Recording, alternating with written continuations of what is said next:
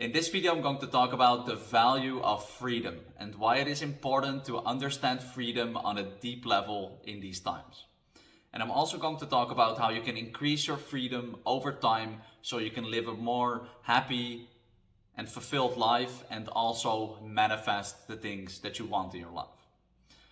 So freedom is a very interesting subject because when I look around in this world, what I see is that people don't understand freedom on a deep enough level. And what that leads to is that they don't really value it on a deep enough level. And then what happens is that they give away their freedom very easily to external authorities when something happens in the name of safety or protection because there's some kind of danger or something. And freedom has many different perspectives, and I'm going to touch on those in these videos. This is the first video I'm going to make, and then there's probably going to be a second and a third one. And I'm going to dive into freedom from different perspectives so that you understand freedom in an holistic way. And then that leads to really understanding freedom on a deeper level so you can actually value it more and practice it better. So let me first touch on that point. Freedom is a practice. And what I'm going to talk about there is that you have outer freedom and you have inner freedom.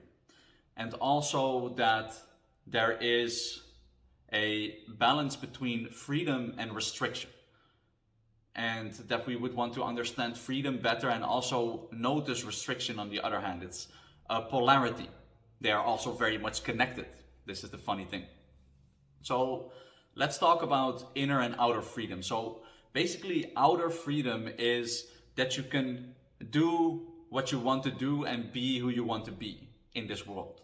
You know, there's not some force restricting you from being who you want to be and doing what you want to do. And the nuance there is that you do that and be who you want to be and do what you want to do without harming any other peaceful acting human being.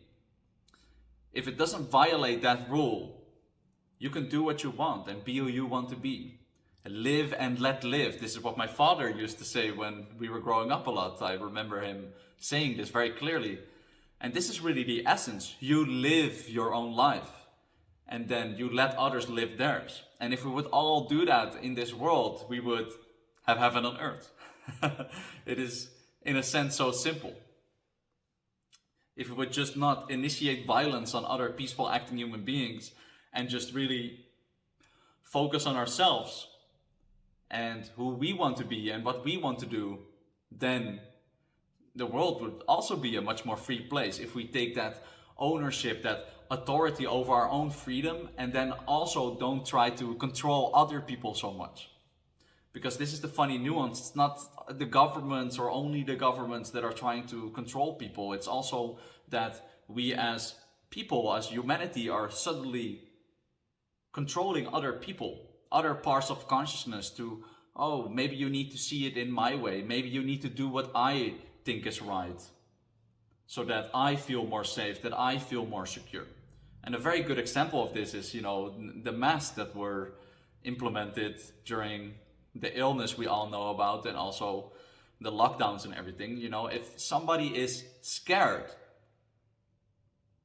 that they will get a certain illness, then it's their right, their freedom to say, hey, I'm going to stay indoors. I'm going to wear a mask when I am out and about. That is their freedom. That's their right. They can choose that. But it is not really freedom, true freedom, if a certain organization, which is the government, can say, oh, okay, everybody now needs to wear a mask or lock themselves up in their apartment. This is not freedom. This is really crucial to understand because it is basically saying like a certain part of consciousness and also, well, let's just say other humans saying to other humans, hey, this is what you need to do.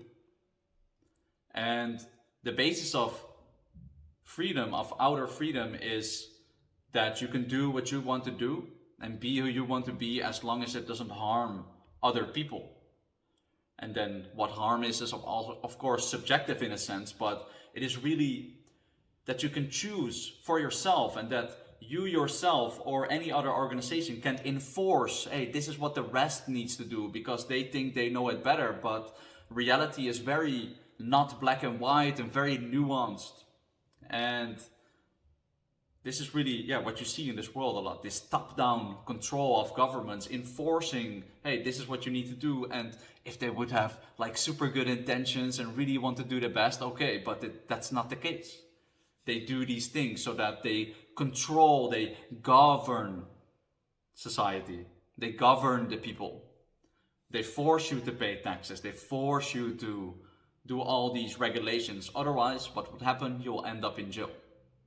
So this outer freedom is something that people have fought like wars over, and it's so easily given away. So easily given away. Just because of safety. And this is really the interesting part of it, because if there is a certain danger and then you give away this freedom to totalitarian governments, because that's what it's turning into in a lot of countries in this world, then it is very hard to get that freedom back. You really need to fight for it and things need to happen.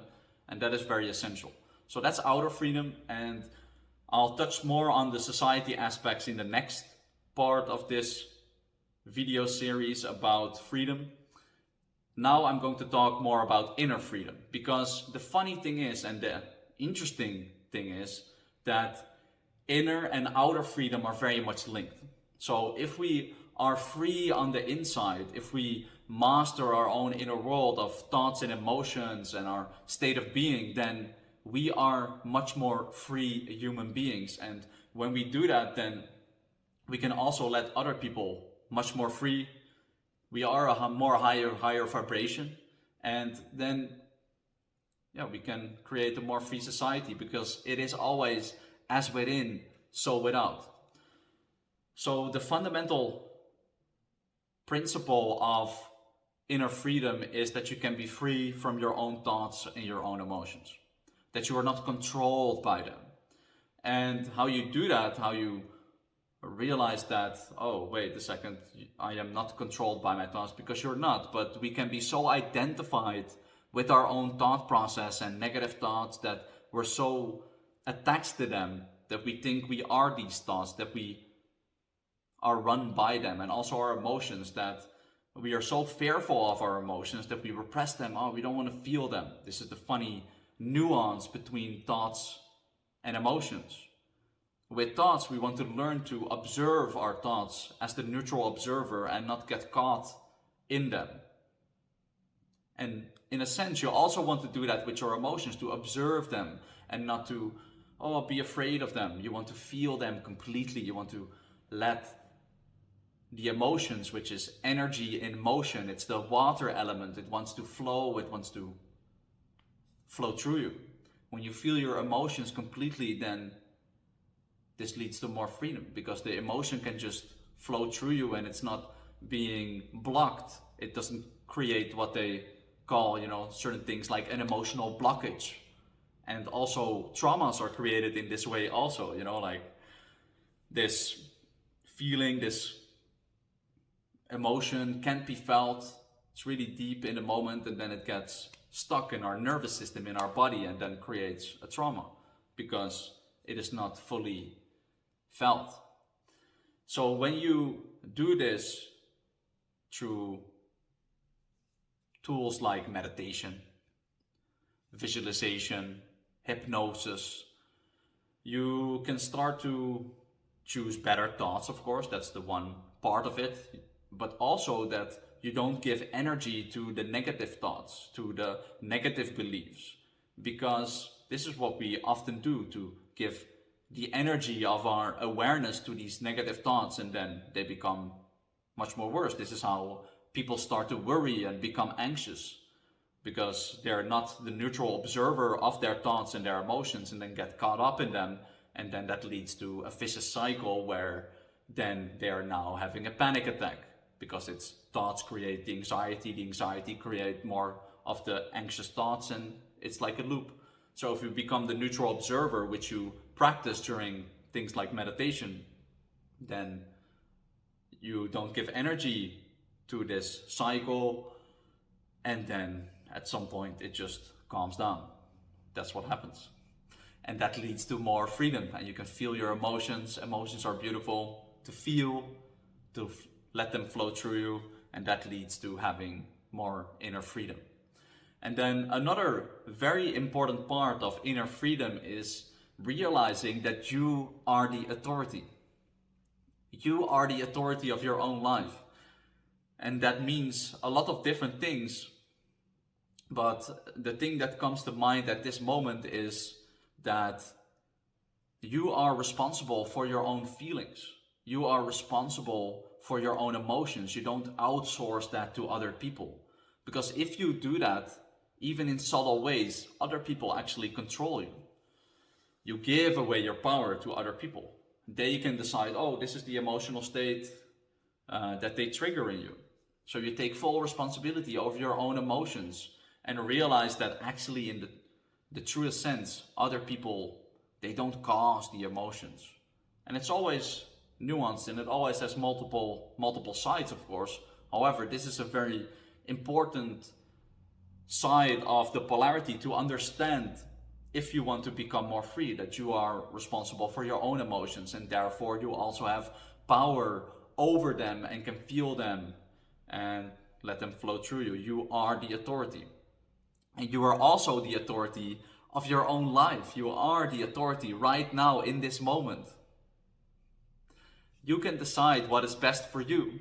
We don't have to outsource this to questionable experts, governments, certain politicians, who we all know. What do politicians do? Everybody knows this already, right? They lie, they cheat, they never keep their promises. Why? Because they are in this system, not because they really want to help you, because they're there for their own selfish gain. For their own selfish gain, and try to manipulate people. And of course, some are worse, some are less. It's also just how this system operates, because it's this top-down control. So the people who want power, where do they go? Well, they go to government. That's the only place where they can go. Where there is a monopoly on violence, a monopoly on, hey, this is what we're going to do, society, and then it enforces, it governs the rest. However, if we are much more high consciousness, if we transcend this level of development on this planet, then we can realize that each and every one of us, we are our own authority.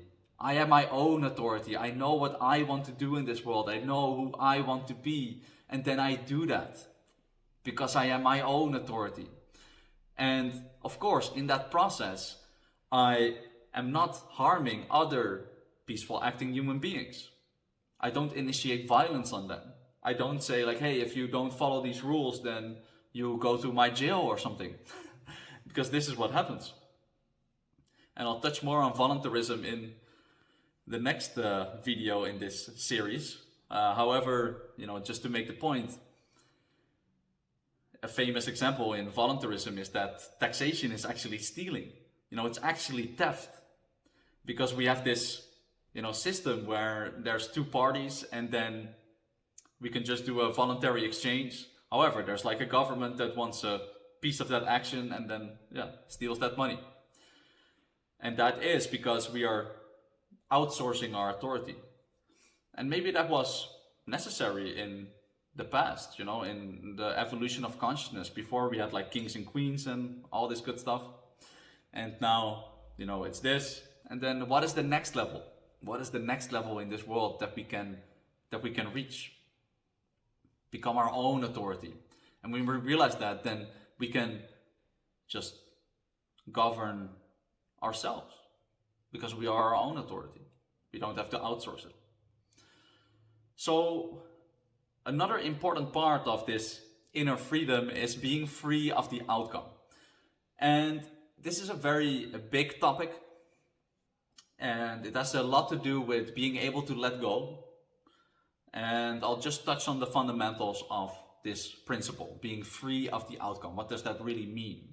Because when you are free of the outcome, you have much more inner freedom. When you're free of the outcome, you have much more of this inner freedom that I'm talking about. And how that works is, so let's say you see a beautiful girl, or let's say you want to start a business, or let's say you want to record a video, like what I'm doing right now.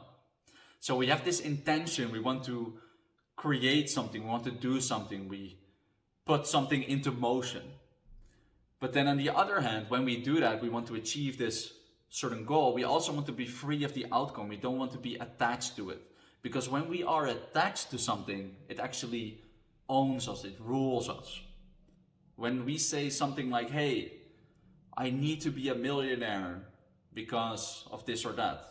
I need it. I need to have this successful business, or I need to have this successful business, or maybe I need to have a girl, otherwise you don't feel good enough.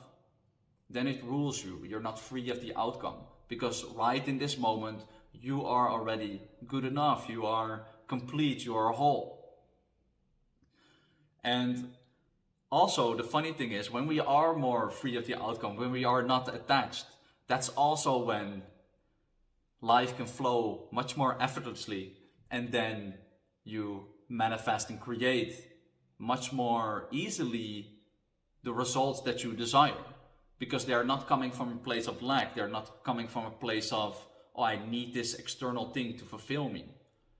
And also just in the moment, let's say, you see a beautiful girl in the club or anywhere else, and you want to talk to her, and you go talk to her, but maybe you are a little bit nervous, and then you're thinking, and you're in your head like, oh, okay, like what does she think of me? And maybe the other people think that this is stupid or something like that. So not free of the outcome, and then it will also less likely, in a sense, work.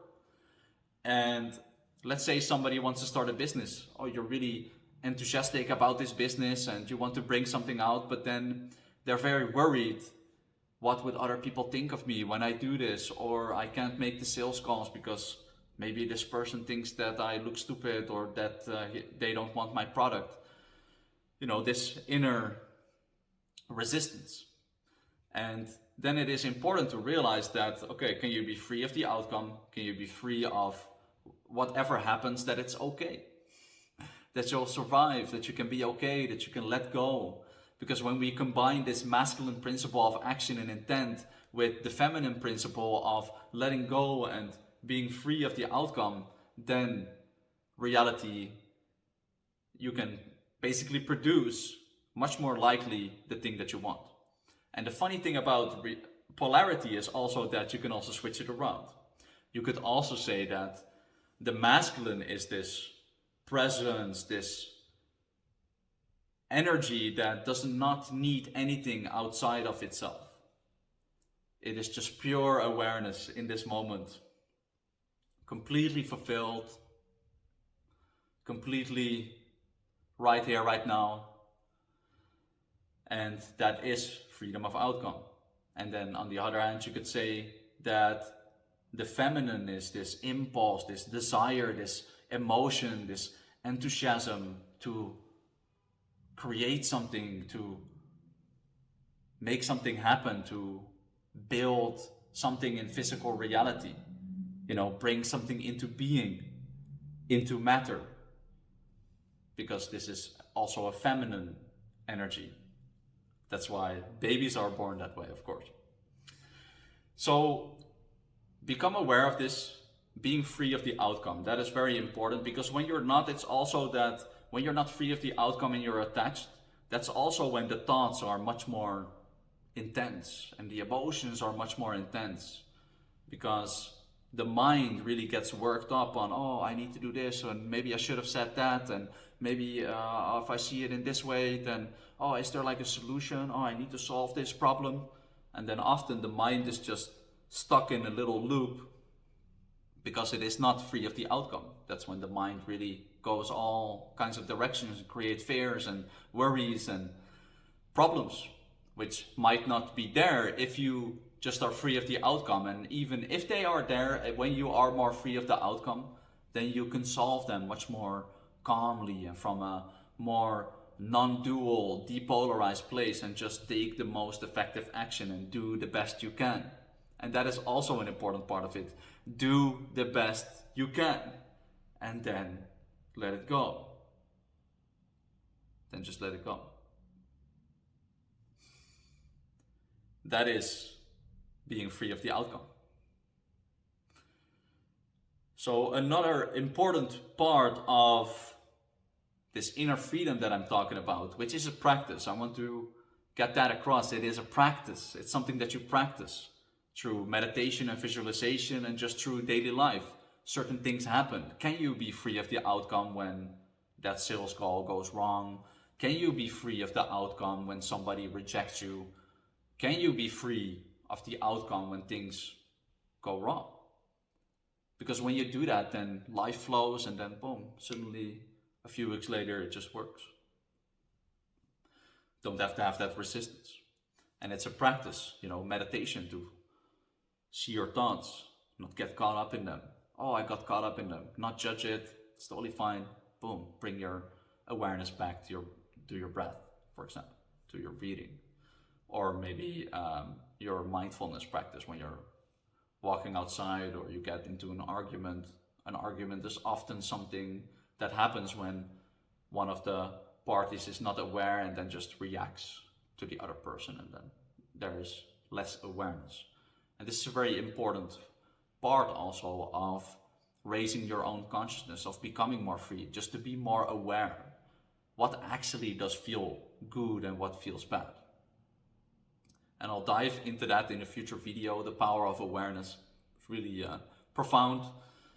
Just realize that you can practice these things. And one other component of inner freedom that I really want to touch upon in this video is the idea, the concept of symbols and states. So symbols are things in the external world, in the outside world, and it can be people, places, times and events, objects that fire certain states of being. And states of being are basically, it is basically your vibration that you're emitting at this moment. So is it a high vibration like love, gratitude, expansiveness, openness, trust? Or is it a low vibration, fear, worry, anxiety, feeling small, feeling not good enough? And this state of being is the vibration that you're emitting, the current emotional state that you're in, the combination of the thoughts and emotions and the vibration that you are currently having in this present moment. And these symbols in the external world, what they do, they fire certain states. And when you are in certain states, it also creates certain symbols. And this is because our brain, our neurology works this way. Everything is linked. There's neurons that fire and they create certain patterns and links and certain thought patterns and emotional patterns. So when you realize this on a deeper level, you can start to become more free of your symbols and states. Or let's say of the symbols that fire disempowering states, because the ones that fire empowering states, you of course want to strengthen and maybe create more of.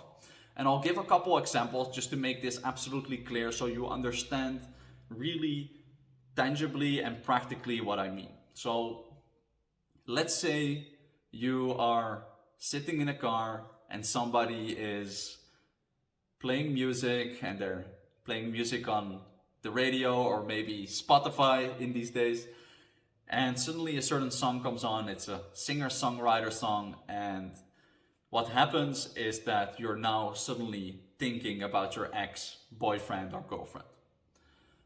So why does this happen? Because there is a link between this song. You listen to this song a lot when you were together. Maybe you even listen to it together and really, oh, this is like a beautiful song. And then because you did that, these two are now linked. And now in this moment when you're sitting in this car and this song is playing, it fires this connection and then triggers a certain state. Maybe now you're missing them. Maybe now you feel bad because the breakup was really bad and you feel painful and you miss them, and oh, maybe I shouldn't leave them, or maybe something happened, or yeah, it's a big, emotional state that gets triggered. And now you're suddenly in this state, and most people are not aware of that this happens. This influences their state, and this influences their consciousness in this moment, and then also influences how they see this specific moment. And then also, because we are the creators of our own reality from moment to moment, based on the observer effect, where we see reality and then we also create the reality in this moment, because we are creators, all of us.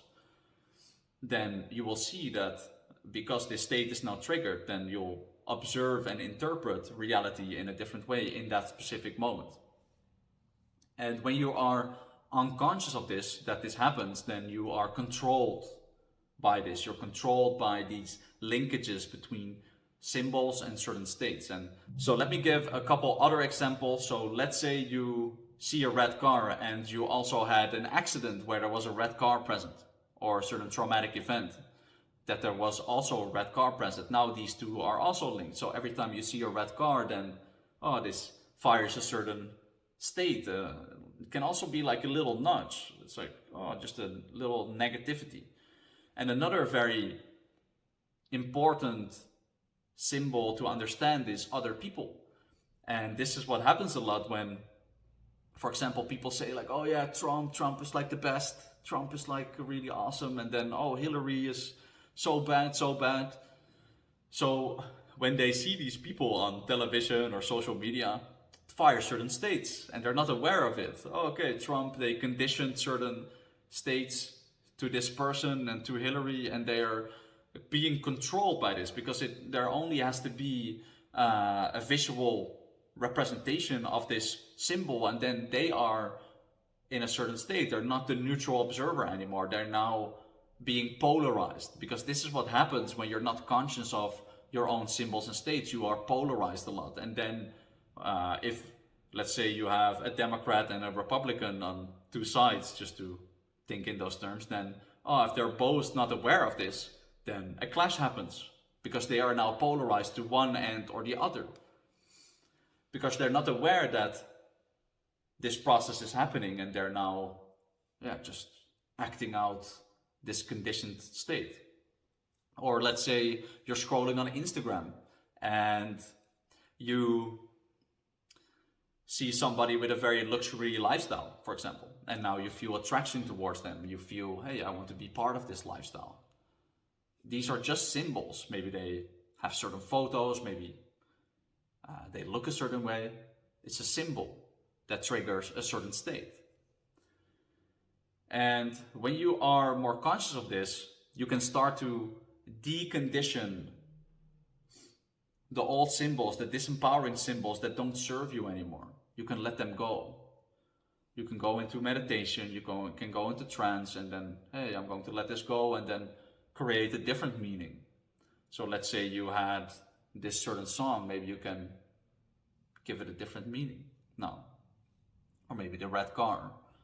And it can be so simple, like, what do you associate to the color blue or green or red? Because I can guarantee you, when you become more conscious of this, that there are symbols that fire certain disempowering states during your day-to-day life.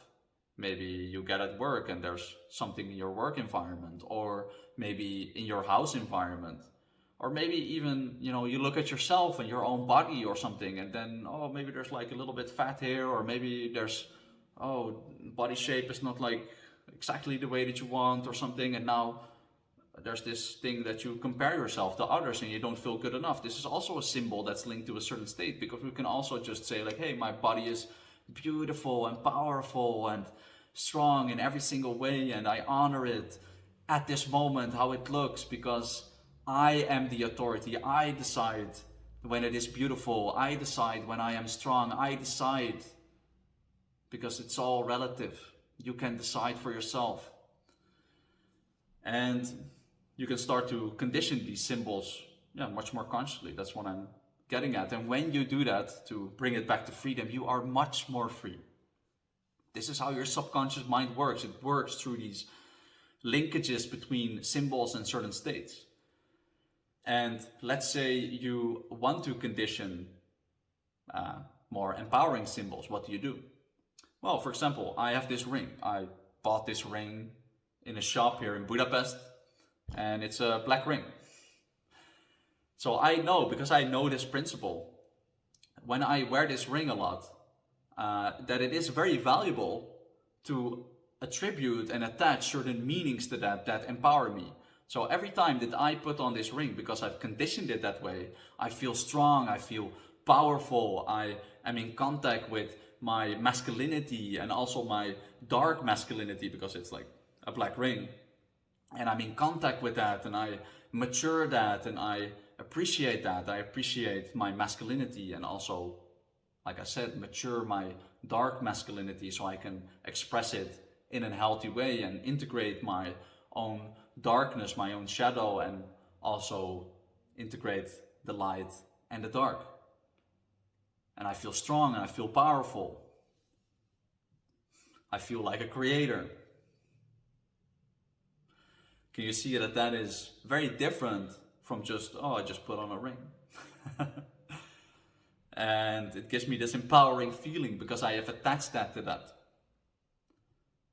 And let's just give another example of my own life. For example, I have attached a lot of meaning to a rose.